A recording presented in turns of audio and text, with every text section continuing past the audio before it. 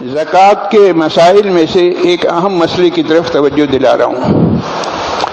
ہمارا حال یہ ہے کہ ہم صدقہ خیرات کریں، زکوٰۃ کریں، تو جو کام بھی پیسہ اگر خرچ کرنا ہے تو پیسہ خرچ کرتے ہیں، اپنی جیب سے نکال کر دیتے ہیں، لیکن کس طرح سے؟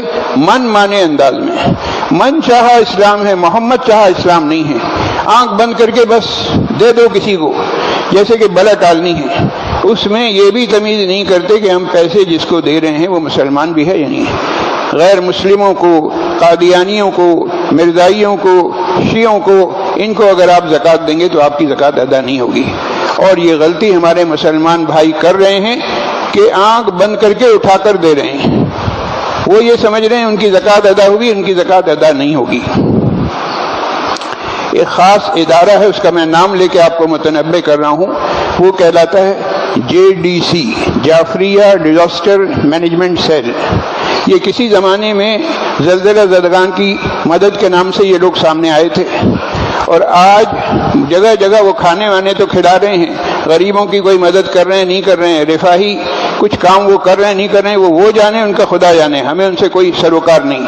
لیکن جس بات کی طرف متوجہ میں آپ کو کر رہا ہوں وہ یہ ہے کہ آج یہ JDC والے آپ سے زکوٰۃ بھی مانگ رہے ہیں۔ آج وہ آپ سے زکوٰۃ مانگ رہے ہیں اور دینے والے ان کو دے رہے ہیں۔ کبھی آپ نے غور کیا کہ یہ زکوٰۃ مانگنے والے کون لوگ ہیں؟ یہ وہ طبقہ ہے جو زکوٰۃ کے قائل ہی نہیں ہے۔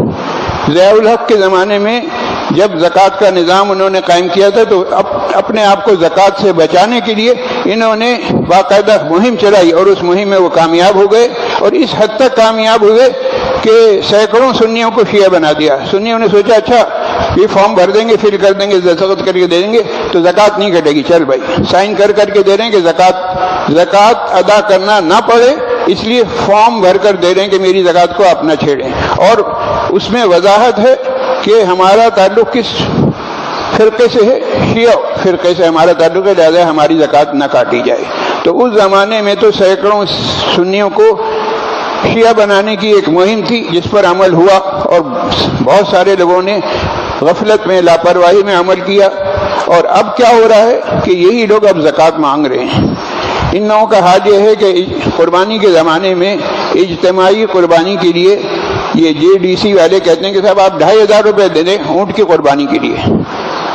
اب ذرا سوچئے کہ 2500 روپے اگر 7 آدمی ملا لیں گے تو کیا اس میں اونٹ آ جائے گا؟ ہرگز نہیں، اونٹ نہیں آ سکتا۔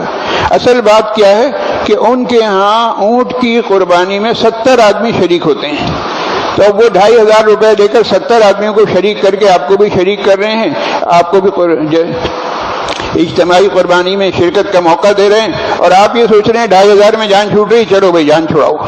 تو جان چھڑانے والے اسٹائل میں نہ تو آپ قربانی کے فریضے سے سبکدوش ہو سکتے ہیں، نہ زکوٰۃ